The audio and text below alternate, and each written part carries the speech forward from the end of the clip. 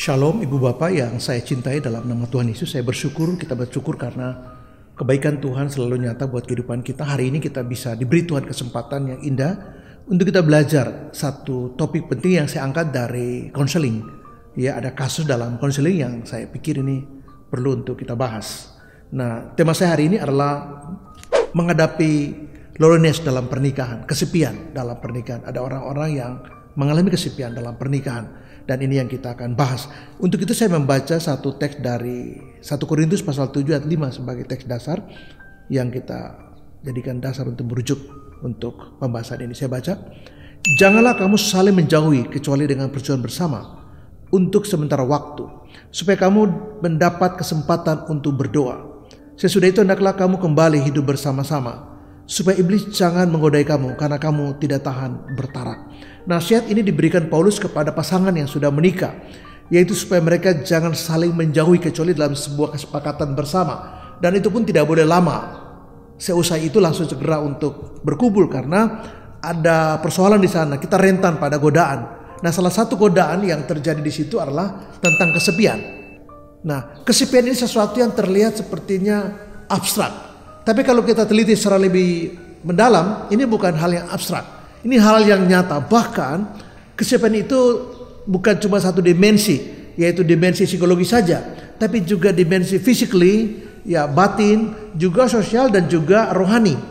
Saya mulai dari yang pertama. Nah, kesepian dalam bentuk fisik itu artinya seseorang, apakah istri, saya bahas ini dari sudut istri, karena kebetulan suaminya itu kerja di luar kota. Nah, pada awalnya mereka punya hubungan cukup baik lewat komunikasi. Waktu itu belum ada Instagram atau ya cuma komunikasi aja lewat telepon, ya kemudian SMS, itu belum ada seperti sekarang ada video call, belum. Nah, jadi istrinya itu selalu berharap ada berita dari suaminya, bagaimana keadaan dia, karena kehadiran suami itu minim, cuma kira-kira 2 bulan sekali baru ada. Malah ada kasus di mana setahun sekali baru suaminya pulang karena dia bekerja di kapal. Ya, kontraknya setahun, jadi setelah kontrak selesai dia baru turun kira-kira 2-3 bulan. Setelah itu berlayar lagi dan 1 tahun lagi mereka berpisah. Nah, long distance seperti itu menimbulkan persoalan pada sisi istri, menjadi sangat kesepian. Karena sekalipun dia punya suami, tetapi secara physically tidak hadir di sini. Secara physically tidak ada di sini. Dan dalam perjalanan itu ada banyak pengalaman yang dia harus hadapi sendiri tanpa ada katakanlah pasangan di samping, dan ini menimbulkan persoalan. Dan di ujungnya itu bisa membawa dampak yang buruk bagi pernikahan mereka, secara khusus bagi yang bersangkutan yaitu istri yang mengalami loneliness itu. Hal yang kedua ialah loneliness secara batinia. Ya, mungkin orangnya ada, tidak berarti orangnya itu long distance atau jauh karena pekerjaan atau hal yang lain. Tapi mungkin ada, tapi mereka tidak punya ruang untuk bicara. Jadi kesepian secara batinia itu ditandai dengan merasa sendiri, walaupun di tengah-tengah keramaian, karena mereka tidak punya ruang untuk bicara. Ya, mereka tidak punya ruang untuk diskusi. Suami barangkali sibuk atau sebaliknya istri sibuk. Jadi mereka tidak punya ruang untuk bicara. Sehingga apa-apa yang ada di dalam batin, sesuatu yang dipikirkan atau digumuli, agak sulit untuk dibahasakan kepada pasangan. Kenapa? Karena mereka mungkin sibuk atau pikir kita udah menikah kan, sudahlah. Gak usah romantisme lah. Yang penting kan kita sudah punya surat nikah, rumah tangga kita baik-baik aja, gak ada masalah kok. Tapi justru itu menyimpan persoalan di mana pasangannya merasa kesepian. Nah, kesepian seperti ini kalau tidak dimaknai, tidak mendapat tempat, yang kita khawatir dia akan lari. Dari satu pengalaman yang kita tangani adalah karena begitu lama kesepian itu bertumpuk-tumpuk, sampai akhirnya istri berpikir bahwa kelihatan suami jangan-jangan sudah punya wanita lain. Dan itu mendorong dia untuk mengambil langkah yang fatal. Dia berselingkuh dengan seseorang. Dan pendidikan yang bersangkutan bukan pendidikan rendah. Dia adalah S2 di bidang ekonomi. Dan pasangannya juga orang yang mapan, yang juga mengalami kesepian yang sama. Waktu mereka bertemu dalam satu pertemuan bisnis, kemudian itu berlanjut. Beberapa orang bertemu di reuni, lalu itu lanjut. Kenapa? Karena masing-masing merasa kesepian pada pernikahannya. Nah, loneliness seperti ini kalau dibiarkan, saya ingin mengatakan bahwa ini terlalu berbahaya buat pernikahan kita. Bisa mengancam, bahkan bisa meruntuhkan. Kesepian yang ketiga atau loneliness yang ketiga dalam pernikahan ialah secara sosial ditandai dengan kita tidak punya teman bicara. Seharusnya teman bicara kita adalah pasangan kita. Ada banyak teman-teman kita di bisnis, di pekerjaan, tetangga, atau di profesi kita, atau kenalan kita, teman kita lama, mungkin di perkuliahan atau yang lain. Nah, tetapi yang paling dekat adalah pasangan kita sendiri. Nah, kesepian ya, loneliness secara sosial itu artinya saya tidak punya cukup kedekatan dengan pasangan saya. Jadi apa? Karena berbagai hal seperti yang saya katakan tadi, barangkali kesibukan atau di luar daerah atau hal yang lain, sehingga komunikasi itu, percakapan itu atau kebersamaan itu menjadi jauh dari kehidupan yang bersangkutan, sehingga ini menimbulkan kesepian sosial.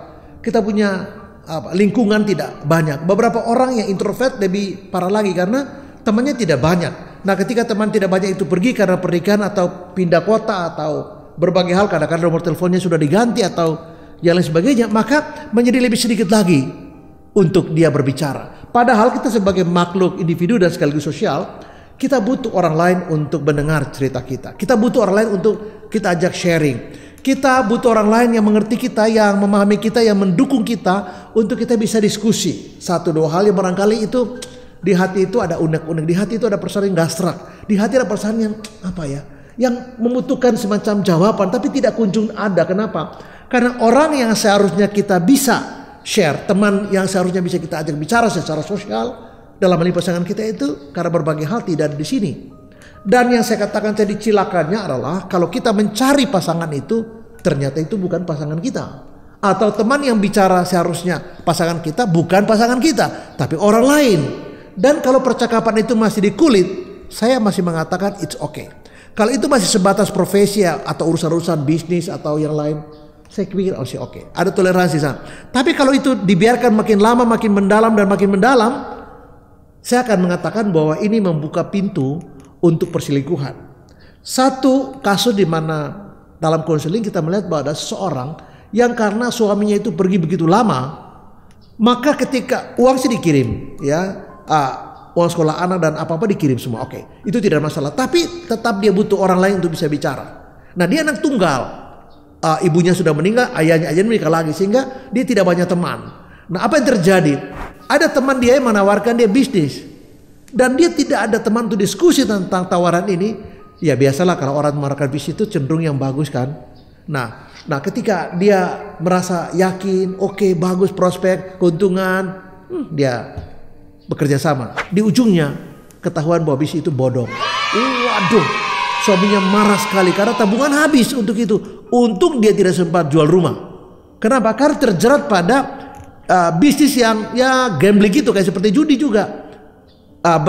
Bertopengkan investasi tapi judulnya bodong. Dan ketika itu terjadi, itu begitu berat sekali pernikahan itu dan hampir retak karena suaminya begitu marah. Hampir saja rumah itu dijual, untung nggak dijual, dan suaminya harus menutup utang yang karena investasi bodong itu membuat konflik rumah tangga itu begitu tajam. Nah, sebagai pribadi kita adalah makhluk individual tapi juga sosial. Nah, teman yang berbagi itu perlu. Kalau tidak, itu akan melahirkan loneliness dalam pernikahan kita. Yang terakhir saya ingin mengatakan bahwa loneliness itu juga bisa menyentuh ke dimensi spiritual. Ya, ditandai dengan kita tidak ada gairah atau motivasi atau kerinduan kita untuk bangun pagi dan baca firman itu kurang sekali. Nggak ada tanda-tanda bersemangat. Kita malah loyo, lesu, tidak bergairah. Kalau kita membaca Alkitab kita tunda waktu, nanti aja siang-siang, sore aja lah, malam aja lah. Akhirnya enggak. Nah, indikator adalah tidak ada motivasi atau lesu sekali, atau tidak ada minat atau tidak ada kerinduan atau semangat untuk ya hal-hal rohani, katakanlah baca firman. Padahal ketika kita percaya Yesus, kita tahu bahwa pertumbuhan iman itu menjadi sangat penting untuk menuju kepada kedewasaan rohani dalam Kristus. Tetapi pertanyaan saya ialah berapa banyak orang percaya yang sudah percaya Yesus yang punya komitmen sungguh-sungguh secara personal, secara keluarga untuk membaca firman. Nah, kalau tanda bahwa dia tidak punya motivasi, tidak punya kerinduan, malas, menunda waktu, maka saya mengatakan bahwa juga mengalami kesepian dalam hal rohani. Artinya dia tidak punya gairah di sana. Dan kalau itu benar, saya katakan ini berbahaya. Kenapa? Karena ujung tombak pada akhirnya ialah spiritualitas itu dasar. Nah, Yesus mengatakan bahwa rumah tangga yang kuat atau rumah yang kuat ditandai dengan dua aspek. Satu, orang itu terkait dengan firman Tuhan. Dia baca dan renungkan firman Tuhan. Yang kedua, dia melakukan sungguh-sungguh. Nah, orang percaya Yesus itu yang terkait pada dua prinsip ini, Nah, dia mendengar firman Tuhan, dia membaca firman Tuhan, dia merenungkan firman Tuhan, bangun pagi-pagi seperti Yesus, pagi-pagi waktu hari masih gelap, Yesus bangun pergi keluar dan berdoa di sana. Dia sudah memberi contoh buat kita. Pemazmur juga sama, Daud. Dia mengatakan bahwa sebelum bergantian jaga malam, dia bangun dan berdoa kepada Tuhan. Nah, yang kedua ialah dia harus melakukan firman Tuhan.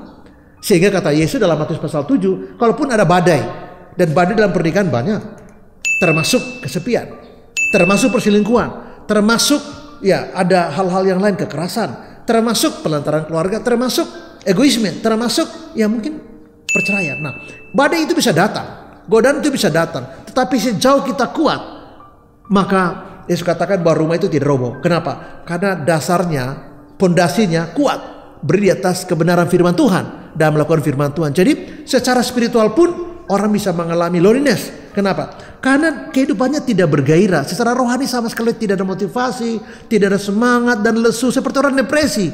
Dan kalau disuruh baca Alkitab juga ngantuk. Dan ini seringkali kita lihat begitu banyak dalam kehidupan orang percaya. Jadi saya ulangi untuk menutup renungan saya bahwa kesepian itu bukan cuma soal physically, bukan soal batini atau psikologi, tetapi juga menyangkut aspek seksual. Kita butuh orang untuk kita sharing dan diskusi dan bicara, dan itu caranya pasangan kita. Dan ketika itu bukan, itu berisiko untuk hal-hal yang lain negatif. Dan terakhir adalah secara rohani. Bangun lebih pagi, bacalah firman, ya renungkanlah kebaikan Tuhan dan lakukan firman Tuhan, maka kita bisa mengatasi kesepian itu sendiri. Kita bisa mengatasi apa disebut dengan sindroma loneliness dalam pernikahan. Kalau kita bisa melakukan itu, maka kita menjadi orang yang mengatasi kesepian itu, dan kita menjadi orang yang penuh dengan semangat dan berbagi dengan pasangan kita, jadi berkat buat banyak orang. Saya mengatakan bahwa Tuhan memberkati dan shalom, amin.